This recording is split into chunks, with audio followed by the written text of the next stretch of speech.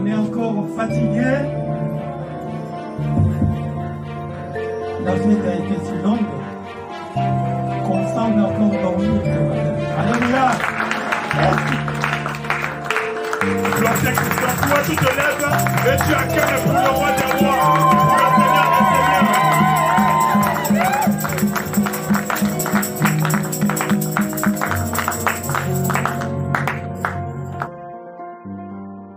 Un beau cantique ce matin.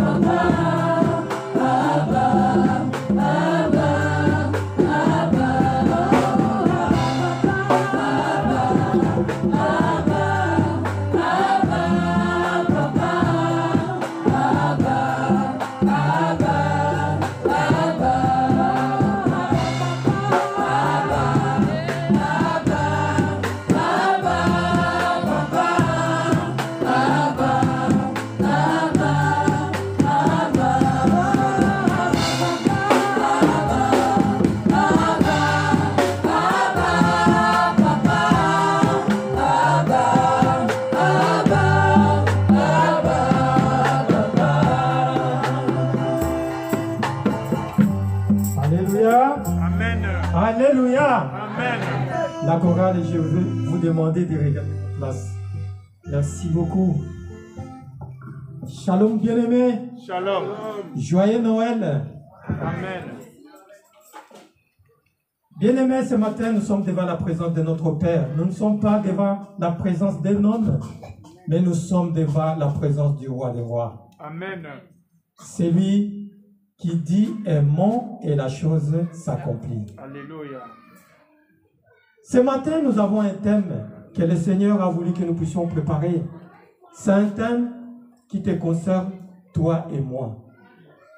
C'est un thème qui va nous aider ce matin à comprendre qui nous sommes, pourquoi nous sommes là, et nous et nos enfants. Alléluia. Amen. Même si tu n'es pas encore parent, demain tu es appelé à être parent. Alléluia. Et la parole de ce matin te concerne, toi et moi. Alléluia. Bien-aimés, nous allons directement entrer dans le vif du sujet de notre thème de ce matin. Je vais demander à un bon lecteur, s'il est là, de nous lire attentivement les deux textes qui sont là au-dessus, afin que nous puissions comprendre ce que le Seigneur nous a préparé ce matin. Mais je vais vous demander, pour ceux-là qui le peuvent, de pouvoir se lever, parce que nous allons honorer la parole du Seigneur. Amen.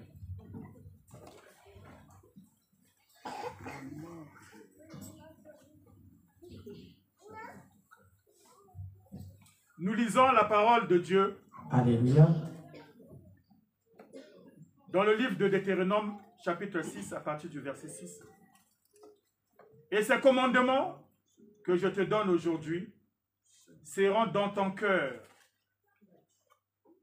Tu les inculqueras à tes enfants et tu en parleras quand tu seras dans ta maison, quand tu iras en voyage, quand tu te coucheras et quand tu te lèveras.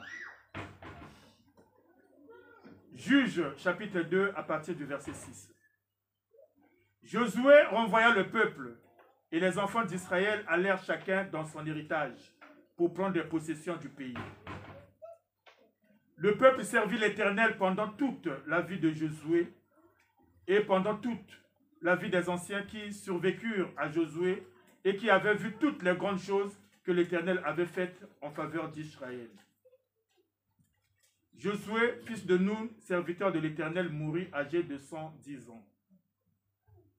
On l'ensevelit dans le territoire qu'il avait eu en partage à Timnath-Thérès, dans la montagne d'Éphraïm, au nord de la montagne de Gash.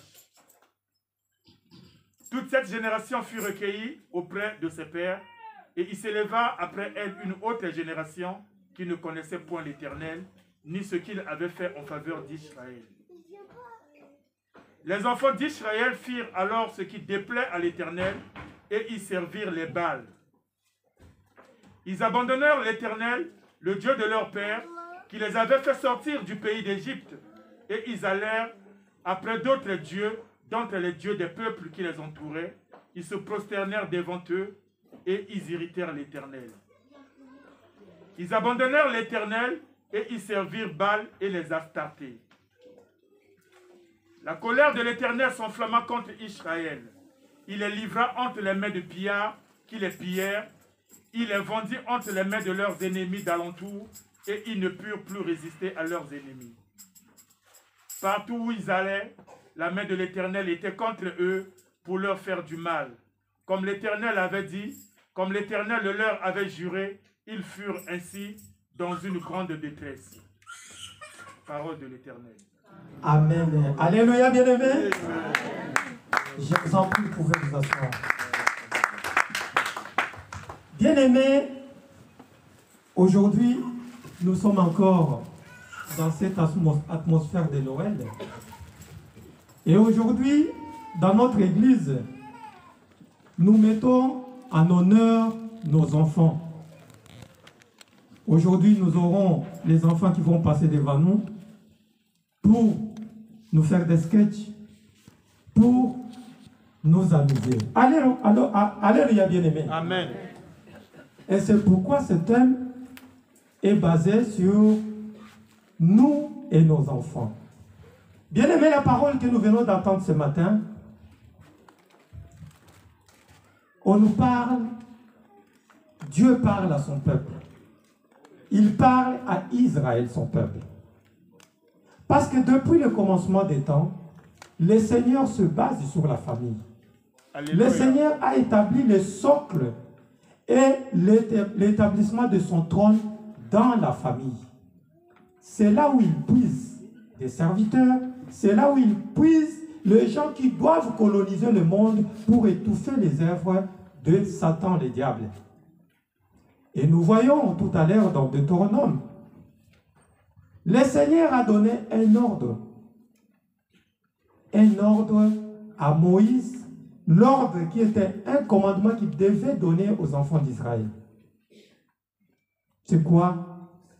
Ils doivent inculquer à leurs enfants les commandements de la parole de Dieu. Inculquer à tes enfants les commandements de la parole de Dieu. Ça, c'était un ordre que l'Éternel avait donné à Moïse pour dire à Israël, son peuple, ce qu'ils doivent faire aux générations qui sont là et qui doivent venir. C'était une responsabilité, bien-aimée, que l'Éternel avait confiée à Moïse pour qu'il puisse donner ça aux enfants d'Israël. L'ordre donné, c'était que le parent donne aux enfants qu'il a la connaissance de la parole de Dieu. C'est pourquoi le thème de ce matin nous parle. Nos enfants, dons bénis de Dieu. Une bénédiction ou bien une malédiction. Nous allons voir les deux ce matin, bien-aimés, pour que tu puisses comprendre les enfants que toi tu as là. Nos enfants que nous avons. Sont-ils une bénédiction ou comment peuvent-ils devenir une malédiction pour nous? tout à l'heure la parole de Dieu nous a parlé, on nous montre dans Juge. Juge nous parle de ce qui concerne les enfants d'Israël. Israël, en étant avec Josué, en étant avec Moïse, ils étaient toujours soumis à la parole de Dieu. Ils étaient toujours conduits dans l'observation des commandements de l'Éternel. Alléluia. Alléluia, bien-aimés. Suivez-moi très bien. Ils étaient toujours soumis à obéir à la parole de l'Éternel. Suivre le commandement de l'Éternel. Et Israël vivait ainsi. Pour que l'Éternel soit au milieu d'eux, ils devaient continuer à observer les commandements de Dieu qui leur étaient attribués en fait que la présence de Dieu demeure au milieu d'eux. Alléluia. Et maintenant, la parole que nous venons de voir ce matin, on nous montre un peuple qui a marché avec l'Éternel dans l'observation de la parole de Dieu. Parce qu'il y avait quoi? Il y avait des anciens. Il y avait des anciens qui étaient comme des pasteurs pour ce peuple. Veillez à ce que les enfants de Dieu observent et continuent à observer la parole de l'Éternel. Ces anciens-là étaient au milieu d'Israël. Et ils étaient là pour faire respecter la loi de Dieu au milieu d'eux. Mais la parole de l'Éternel de ce matin nous parle qu'il est arrivé un moment où tous les anciens sont morts. Les anciens sont morts. Josué est mort. Les anciens sont morts. Il est arrivé qu'une nouvelle génération est née en Israël. Et quand une nouvelle génération est née, parce que nous, je vous donne l'exemple, nous sommes là. Nous avons nos enfants. Nous les inculquons la parole de Dieu, les ordres et les commandements de l'Éternel. Il arrive un moment où nous tous, nous ne sommes plus là. Nous ne sommes plus là. Ce sont nos enfants que nous avons mis au monde qui s'élèvent maintenant à prendre notre place. Et maintenant, la parole de ce matin nous montre que les enfants qui sont une nouvelle génération après nous est venue. Et cette nouvelle génération, quand elle est venue, elle ne connaissait plus l'Éternel bien-aimé. C'est une nouvelle génération parce qu'il n'y a plus des anciens, il n'y a plus de pasteurs, Josué n'est plus là, et les enfants se retrouvent voués à eux-mêmes. Il n'y a plus de bergers. Maintenant, on se pose la question. Les bergers qui étaient là, ils faisaient respecter la loi de Dieu. Ils faisaient respecter la parole de Dieu.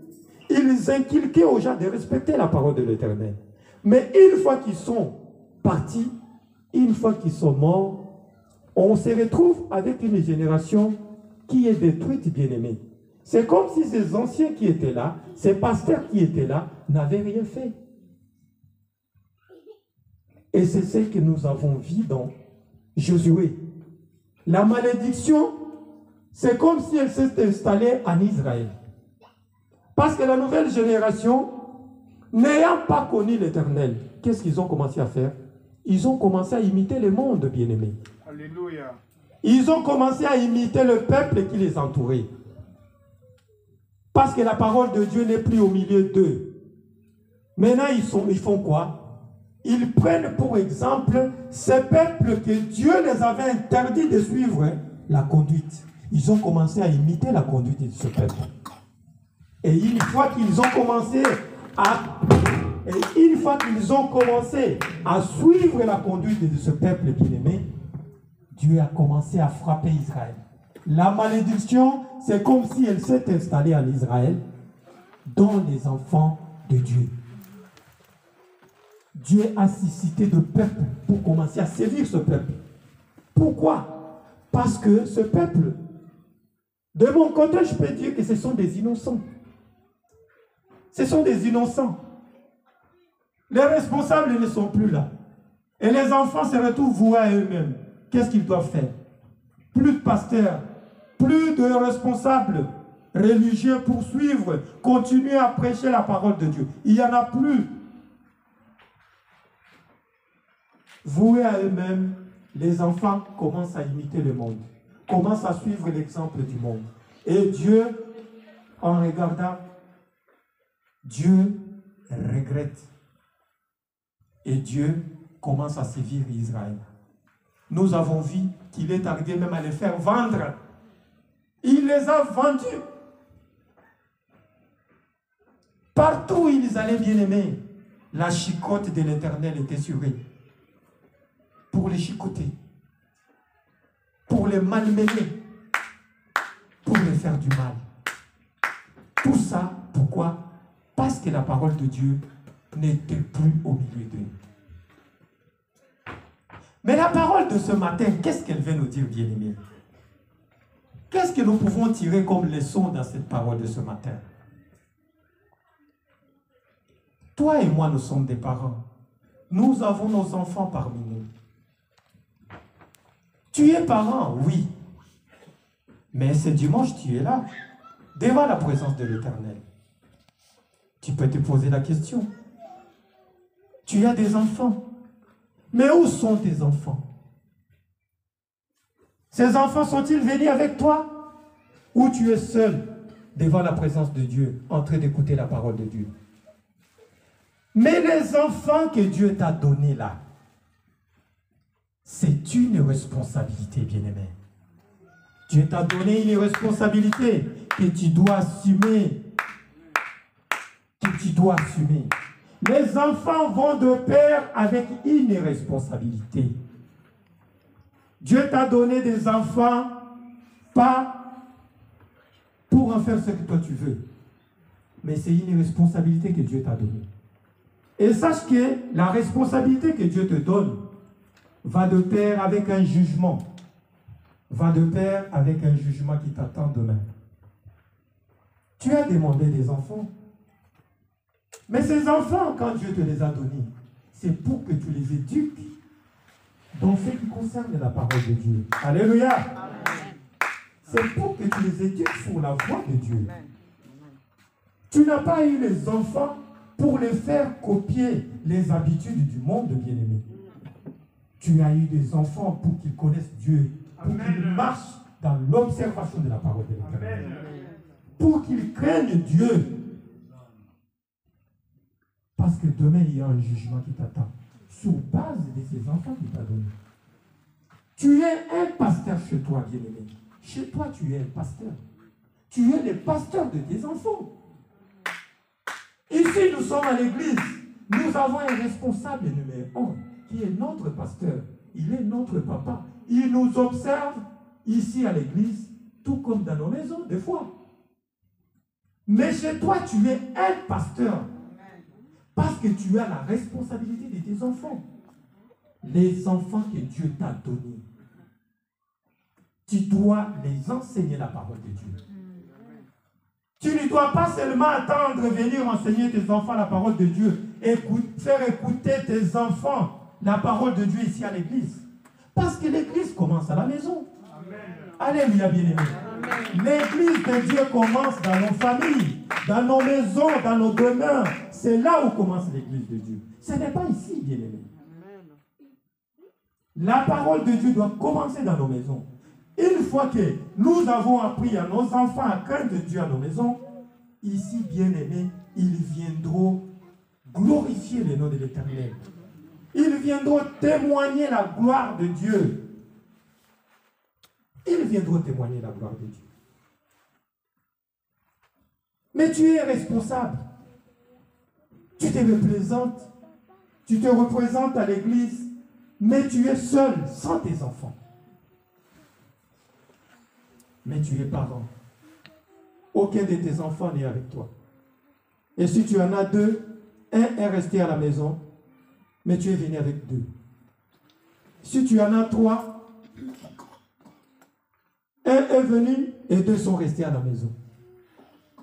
Bien-aimé, sache que c'est une responsabilité que tu as. C'est une responsabilité que tu as. Tu ne connais pas encore cette responsabilité, mais sache que ça va te coûter cher demain, devant la présence de l'Éternel. Parce que quand Dieu te donne des enfants, c'est pour que tu les inculques la parole de Dieu. C'est pour que tu les enseignes à craindre de Dieu. C'est pour que tu leur montres la voie à suivre. Les enfants que Dieu nous donne, c'est une bénédiction, bien-aimés. Les enfants que Dieu nous donne, c'est une bénédiction. Mais c'est nous-mêmes qui en faisons une malédiction. Nous avons une bénédiction entre nos mains. Ce sont des trésors que nous avons entre nos mains. Amen. Ce sont des trésors que Dieu nous a donnés. Que fais-tu du trésor que tu as? Bien-aimé, c'est regrettable aujourd'hui dans le monde. Quand nous regardons nos enfants, surtout dans ce pays où nous sommes. Alléluia. Surtout dans ce pays où nous sommes. Bien-aimé, c'est regrettable. C'est un secret que je vais te donner. Tant que tu es ici dans ce pays, si tu ne montres pas à tes enfants la parole de Dieu, bien-aimé, demain, tu vas faire couler les larmes. Tu vas pleurer, bien-aimé. C'est un pays pour doter nos enfants. Nous devons les apprendre la parole de Dieu. Ça sera une force qui les aidera à surmonter le monde extérieur. Amen. Ça sera une force qui les aidera à comprendre qu'ils sont différents du monde, bien-aimés. C'est une bénédiction. Mais que ne voyons-nous pas aujourd'hui, bien-aimés? Nous-mêmes, parents, nous sommes des autodestructions de nos enfants. Que ne voyons-nous pas? La maman est là, le papa est là. Mais les enfants, cet enfant ici, il est innocent, bien-aimé. Maman Linda, s'il vous plaît, pouvez-vous venir avec cet enfant ici devant?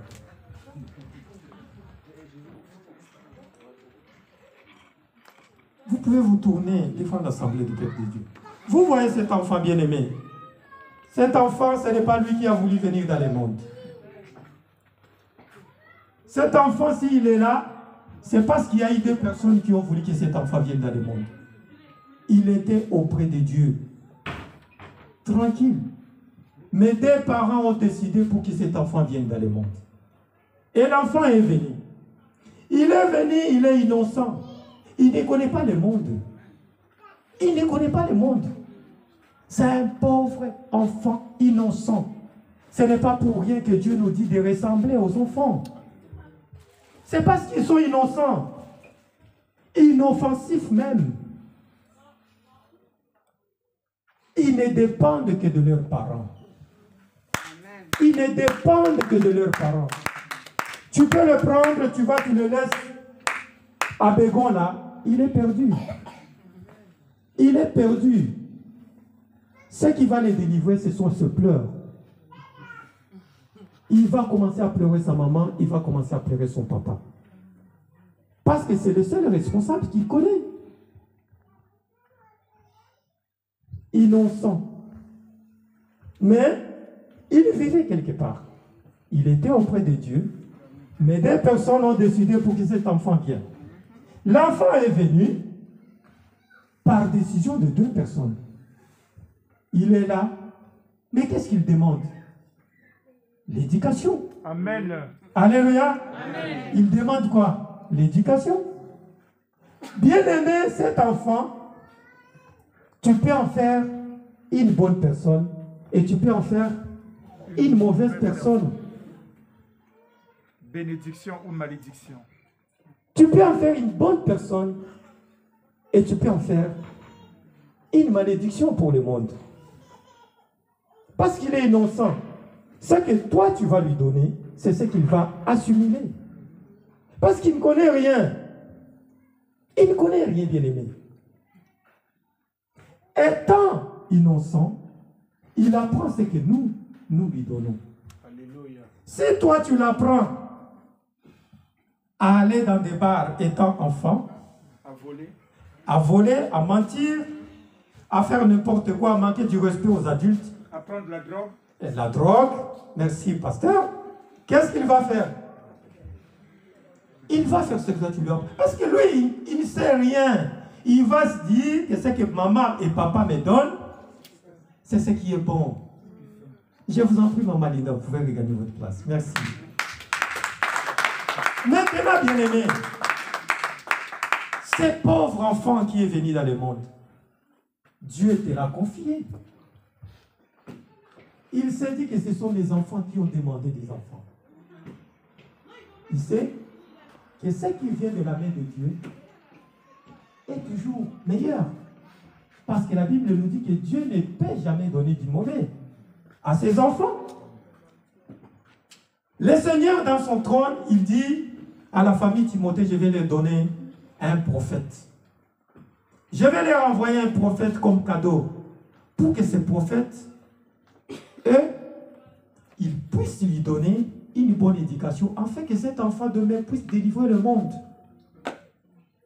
Dieu qui te donne un pasteur, Dieu qui te donne une servante de Dieu, Dieu qui te donne un apôtre, il te donne des prophètes, il te donne des pasteurs, il te donne des évangélistes. Nous en avons dans nos familles, bien-aimés. Nous en avons dans nos familles des pasteurs, des servants de Dieu, des prophétesses, des évangélistes. Nous en avons et ils sont là parmi nous. Mais qu'en avons-nous fait? Qu'en avons-nous fait? Dieu te donne quelque chose de bien, mais toi tu transformes ce qui était bien en malédiction. Pourquoi? Parce que tu n'as pas su comprendre que ce que tu avais entre les mains, c'était un trésor. Alléluia. C'était un trésor et tu perds. Tu le perds, bien-aimé. Que ne constatons-nous pas aujourd'hui, bien-aimés? Que ne constatons-nous pas, nous parents, à la maison avec nos enfants? Nos enfants passent des heures et des heures devant la télé. Qu'est-ce qu'ils regardent devant la télé? Devant les jeux vidéo, en train de scruter la méchanceté, la violence dans les jeux vidéo. Le mal. Ils regardent la télé, les films, les science-fiction, les réalités. Ce qu'on appelle, je ne sais pas si les films de télé, c'est télé-réalité. Qu'est-ce qu'ils en tirent dedans, bien-aimés? Qu'est-ce qu'ils en tirent dedans? La malédiction. Ils apprennent la violence. Ils apprennent les gros mots dans ce qu'ils regardent. Et les parents sont là, tellement la maman ou le papa est là, il est tranquille. Parce que l'enfant a dérangé, il lui donne, je ne sais pas si c'est le Nintendo, prends. L'enfant en train de jouer devant les Nintendo, devant les jeux vidéo, parce que la maman ne veut pas que l'enfant le dérange. Le seul remède pour qu'il soit tranquille, c'est de donner l'enfant un Nintendo. Le téléphone. Donner un enfant le téléphone.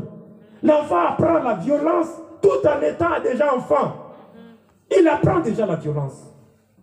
Il regarde les films de télé-réalité. Qu'est-ce qu'il apprend là-bas? La débauche, l'adultère. Il apprend l'adultère. Il apprend la débauche.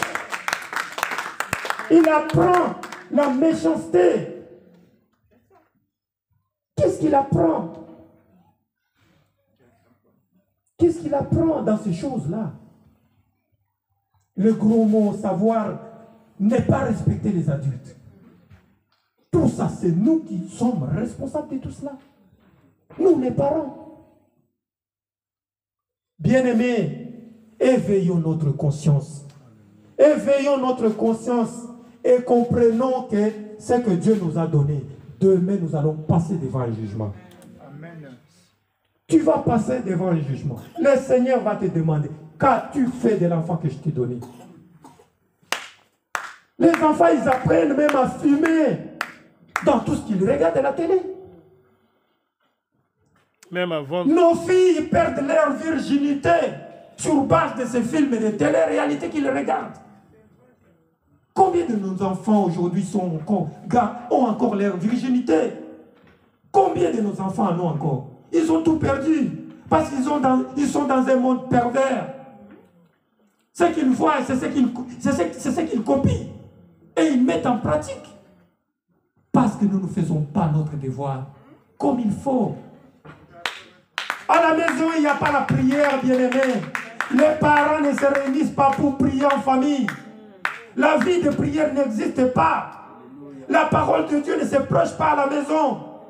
Mais qu'est-ce que l'enfant va avoir comme éducation, bien-aimé? Qu'est-ce que l'enfant va avoir comme éducation? Ce qu'il est censé apprendre à la maison, il ne l'a pas. Il n'a que les téléréalités, les films de cauchemars, les films qui enseignent sur n'importe quoi et n'importe quoi, bien-aimé. Où allons-nous? Et le dimanche, nous sommes là, dans la présence de Dieu. Qu'attendons-nous que Dieu fasse de nous? Qu'attendons-nous que Dieu fasse de nous, bien-aimés? Sommes-nous censés comprendre ce que Dieu veut de nous? Ou sommes-nous toujours figés dans les temps, dans ce que nous faisons? Et demain, tu te plains, mon fils, ma fille, je ne comprends plus. Elle me manque du respect. Oui, c'est toi qui as la base.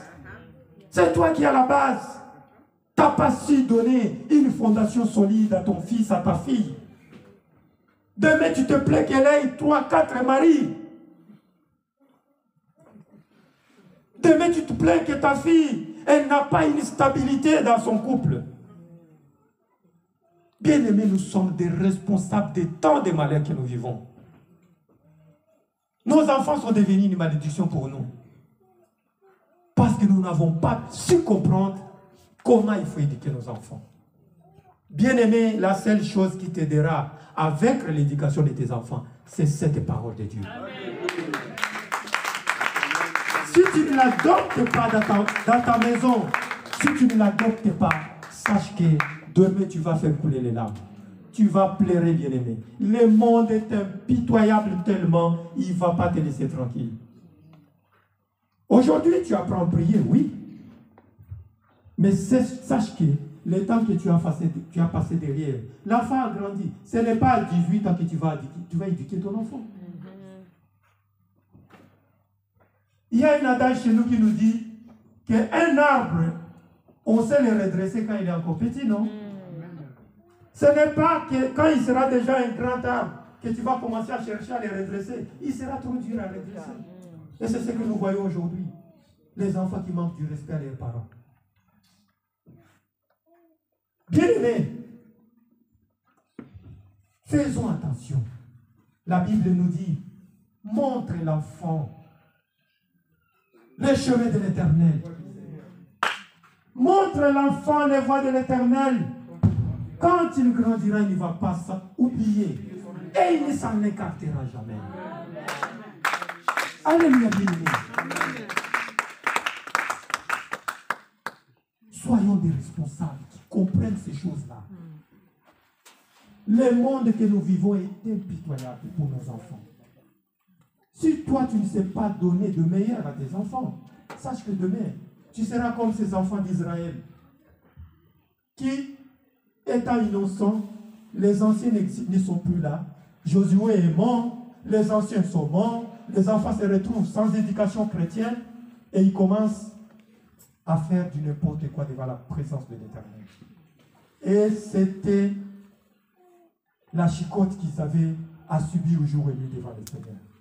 Bien-aimé, tu as les enfants, tu les as éduqués à 0 âge comme cet enfant.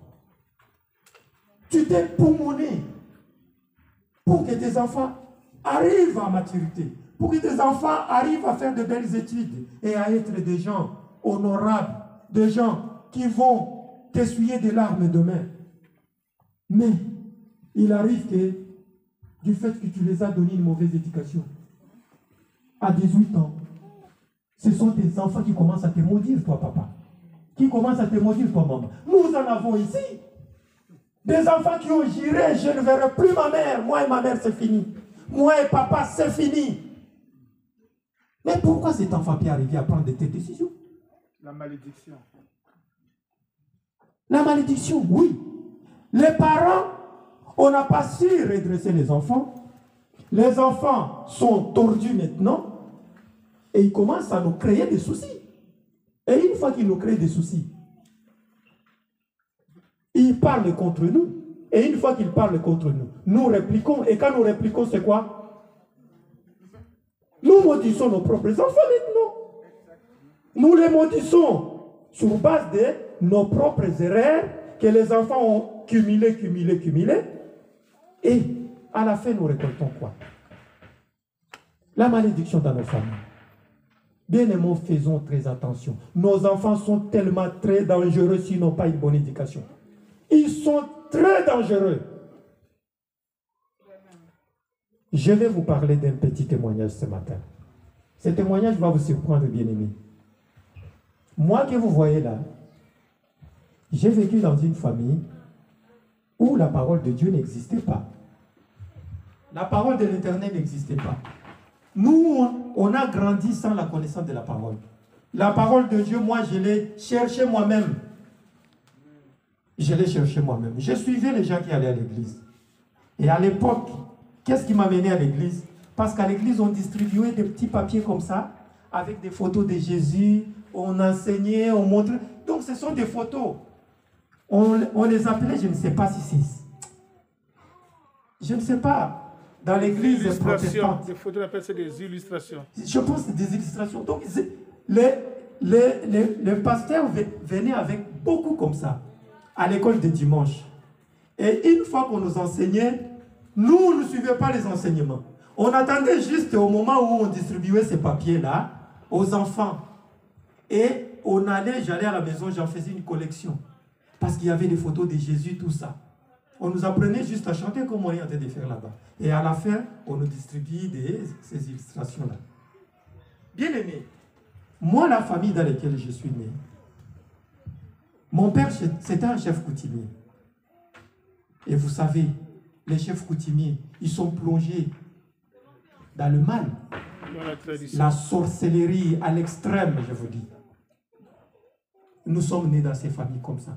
Nos grands frères étaient déjà consacrés dans des choses comme ça. Nous sommes des rescapés de ces familles-là. Mais qu'est-ce qui est arrivé dans ma famille? C'est un truc bizarre, mais c'est un truc qui, à l'époque, m'avait fait très mal. Mais Dieu, avec le temps, il a essuyé mes larmes. Il m'a fait grandir pour que je puisse oublier ce qui s'est passé dans ma famille. Il est arrivé que mon grand frère, lui, moi, je suis né dans une famille où il y a, ma maman, nous avons eu 7 enfants. Et les 7 enfants, tous ces enfants sont morts un à un. Sont morts un à un. Sacrifice de quoi? De la sorcellerie dans la famille. Les enfants mouraient comme ça. Jusqu'à 5 ans. Il y avait des maladies bizarres dans ma famille.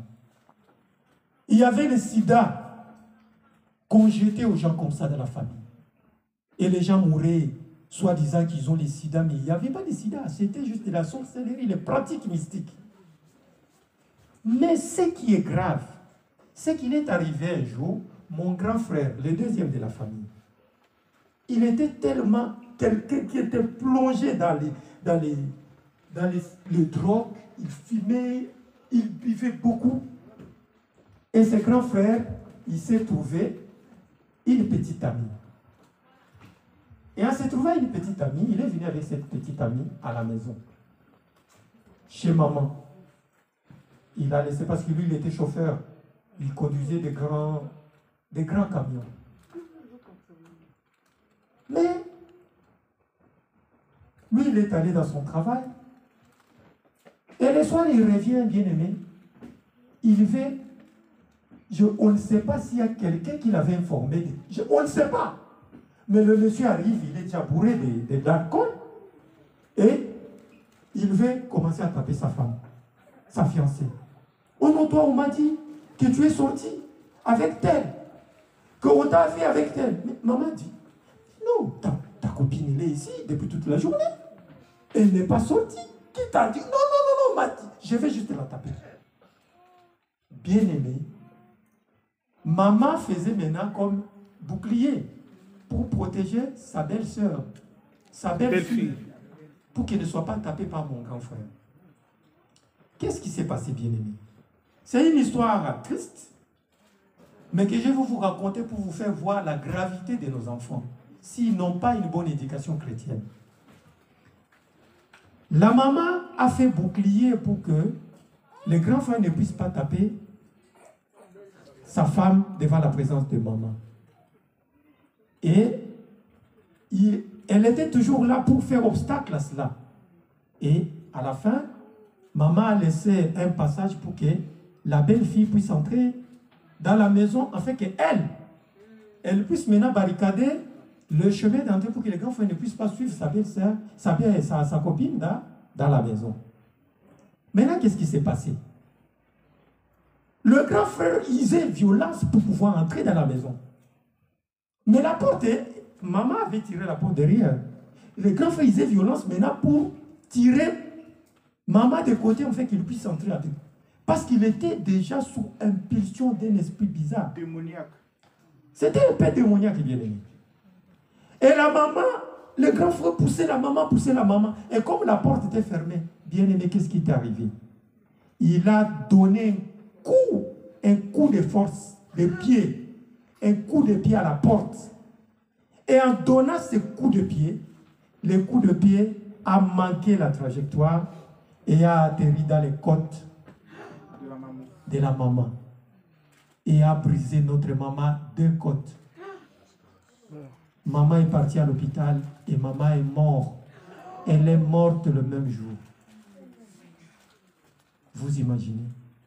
C'est une tragédie, c'est une drame, mais c'est pour vous dire la gravité de l'éducation de nos enfants. Moi, j'ai perdu ma maman à 12 ans. À 12 ans, notre grand frère nous a enlevé notre maman. Et là, il a tué sa propre mère avec un coup de pied en lui brisant 2 côtelettes. Vous imaginez la gravité de nos enfants. Bien aimé, j'ai passé des moments difficiles dans ma vie pour pouvoir surmonter cette histoire. Et c'est comme ça que j'ai reçu des éducations de mes grands frères. Tu es là parce que la maman n'est plus. Elle qui était la protectrice de la famille, elle qui était la protectrice des enfants, elle n'est plus. Le papa, lui, il est plongé dans l'occultisme, de la sorcellerie. Les enfants, vous êtes voués à vous-même. Vous imaginez dans la famille dans laquelle moi je suis né? Faisons attention, bien-aimés. Ce que je vous dis là, moi j'ai vécu la gravité de tout ça. C'est pourquoi je tends à ce que ça ne puisse pas arriver à quelqu'un d'autre. Moi, ma maman, je l'ai perdue à 12 ans. À cause d'une mauvaise éducation des enfants. Faisons attention. Demain, toi, tu tends à mettre au monde. Mais tu vas tendre à mettre au monde un enfant. Il est encore bébé, mais il connaît déjà tout Blois. Aujourd'hui, il dort. Le matin, il est chez maman Léa. Et à midi, il est chez maman, je ne sais pas, Donna. À 13h, mais finalement, ce bébé-là que tu promènes dans toute Blois, c'est une valise ou c'est un enfant? Bien aimé, un bébé innocent qui doit parcourir, mais partout où tu déposes cet enfant. As-tu la révélation de cette personne, de ces personnes-là? Demain, on va bourrer ton fils, ta fille, de la sorcellerie. Et demain, l'enfant, c'est l'enfant qui va te manger. Où est la bénédiction pour notre enfant? L'enfant est bébé, innocent. Mais tu le confies à n'importe qui, parcourir tout Blois en train de le déposer partout. Partout on dit je suis disponible, la poussette va aller là-bas. Partout on dit je suis disponible, tu parcours pour aller déposer l'enfant. Ce n'est pas une valise, bien-aimée. C'est un trésor. Protège-les. Protège-les. Alléluia. Dieu vous bénisse.